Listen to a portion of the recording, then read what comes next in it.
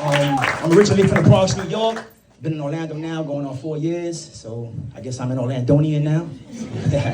But there's a lot of ladies in the audience, so I'm gonna do the first one I'm gonna do is for the ladies. All right. All right. She's not heartless. She's just become accustomed to using her heart less. Because so many times she had to pull herself about that darkness. So many times she entrusted in a love that was corrupted. It left her feeling disgusted. So of course, she adjusted. Heart grew callous. Not with malice, but rather the status that she never again allow herself to feel sadness. Never again allow emotion to leave her broken. Instead, she's chosen the slogan, I'm a savage, awoken.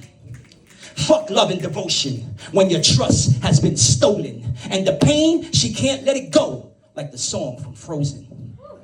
Instead, she suppresses it, but doesn't realize that all the anxiety and depression shit is just how she subconsciously expresses it. You can't buy her with expensive shit. She's on that strong woman independent shit. The only time she need a man is when she want to have sex and shit. See, men are only for chills and thrills. Cause shorty pay her own bills, cook her own meals, buy her own heels, she even drive her own wheels. But exhausted she feels, cause all the struggles and hills, she climbed them alone. Pays the rent in her home. Cable, light, phone, the queen's on her throne. But all the things she's been through has taken its toll. She feels like she's losing control. But no matter how heavy the road, no matter how heavy the load, no matter how bumpy the road, she'll never give up. The girl refuses to fold. You would think that her type is not easy to love. She don't scream, she don't yell, she don't push, she don't shove. You'll think that she don't give a fuck, maybe all the above. Her thoughts are so guarded, and I tell you she's this way because she wants you, she loves you, but she doesn't need you, because before you, she was who she was. Her pain, her life, her strain, her strife, her fears, her goals, her strength, her soul. The early 80s marked her delivery. Now watch how I vividly illustrate her history. The misery suffered through infancy. Father abandoned her, nothing but a philanderer, his heart colder than Canada. My words are like a video camera, airing footage of her legacy. Aborted pregnancies, bitter memories, immoralities. She suffered so traumatically, abused by the hands of a man supposed to be family. Such a tragedy. He violated her sexuality and stripped her of her spirit, her innocence, and her sanity. She thought it was her fault and sought her relatives for clarity. But instead of clarity, they said her agony was fantasy. Can it be that they were ashamed, didn't want to bear the pain of the neglect, how they failed to protect this little girl from this atrocity? So instead of submitting apologies, they denied it psychologically. Now let me take you to the second phase. Baby girl hella brave. The stress done mounted on her chest like the Everglades. And better days is what she praying on. Pillows are what her tears are raining on. Embrace the Love Jones, stronger than Nia Long. And leaned upon the shoulders of a man so dishonorable. Clown nigga, homie must have grew up in a carnival. He cheated on her, beat it on her, abused and battered her. She stayed loyal for 10 years. Baby girl had character and stamina. Finally decided she deserved more, embarked on a worldly journey searching for what she yearned for. Stumbled upon the right path, thought happiness she might have. Then she lost it all in a bike crash. Life has a funny way of teaching us, reaching us.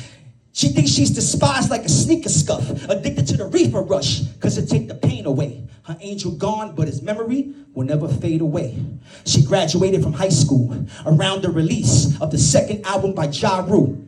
Common was dating Badu. Her cousin Sue, the only one who believed that she would ever achieve. Everybody else couldn't conceive, and it was such a reprieve to receive acknowledgement. Smiled when the school dean handed her that document and grew confident, saw more credentials to compliment, and added a bachelor's to a list of accomplishments.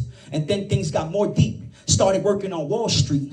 Finally met the man she would label as Four Keeps. He taught her how to love again, taught her how to feel again. Heart began to heal again. Happiness was real again. The fact that he in prison bittersweet like cinnamon. But still, she's his skipper, and him, he's her Gilligan. And you can't control fate, so it's only a parole date that separates her from her soulmate. I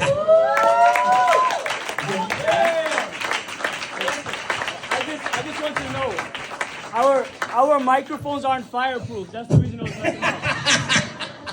Appreciate it. Matter of fact, let me get my phone, brother. I'm gonna do a new piece for y'all. New piece? I'm gonna talk to the fellas now, if that's okay.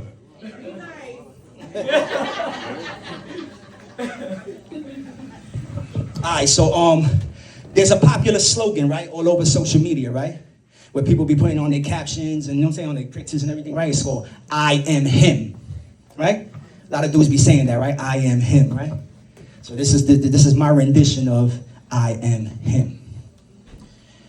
I am him, a highly intimate man, a highly intelligent man, a highly inspirational man.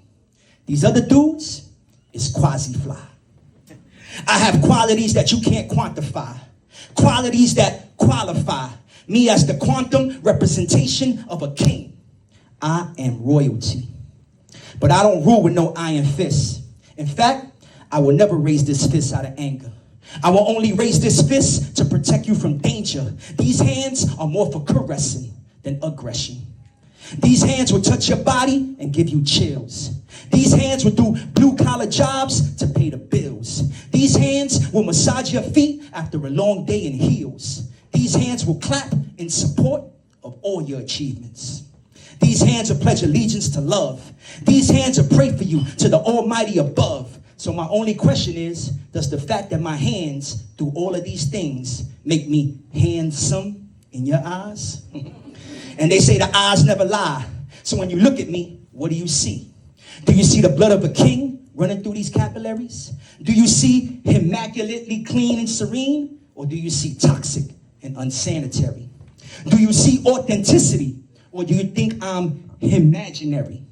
Just perpetuating a image and trying to imprint game on your brain. Because the stains still remain from the pain caused by all the lames you entertained before I came. Well, I'm here now, and you got nothing to fear now. The only tears now will be tears of joy, tears of gratitude. Because you never met a man of this magnitude. So abandon that attitude. I'm going to take you to new heights and new latitudes. So tell Michael Landon, pull over, because you on that highway to heaven now. And since we on the topic of sight, let me tell you what I see when I see you.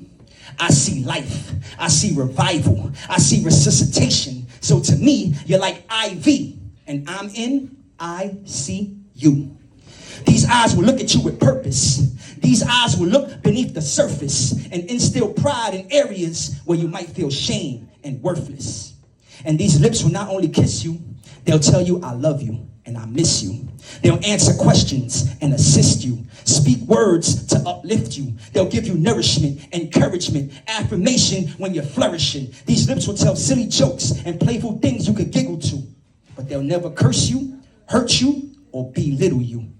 See, I won't fight with you, but I will fight for you. Try my best to do everything right for you. If you ever in a dark place, I'll be the light for you. Because baby, I'm really a stepper. And when I lace up my boots, I lace up some Timberlands. I am him. Yeah, it's become a popular caption on Facebook and Instagram. But if being him was a country, these dudes be immigrants. Talking about they'll do you all night long, but they really suffer from impotence. A bunch of imitations trying to improvise and camouflage their impurities. That they're really immoral and deal with so much immaturity. Imbalances, just a bunch of imbeciles, nothing but imposters with no standards or principles. But me, I'm really him, impactful, immaculate. So if you want to be a highly immeasurable man, then study me, because I'm writing the manuscript. Gangsta. Yeah. If y'all want to follow me, for those that don't know me, I know a lot of y'all already follow me here, but for those that don't, it's DIEYOUNG BX on all social media platforms. I also have a book that I released in January called Evolution of a King. I have copies if anybody's interested. It goes for $15, 20 poems, so it's like 50 cents a poem. You know what I'm saying? And if you like what you heard, holla at me. I'm approachable, and I network, so. And my brother right here, Storyteller Gordon, this is my brother from New York. I've been on many stages with him, as I featured with him on many stages, you know what I'm saying? Y'all in for a treat. I mean, listen, he held back the first time. Telling y'all, so stay for the second part, because he's gonna go in. That brother's fire, man. One of the poets from New York that I respect the most, and I've told him that a million times. My brother.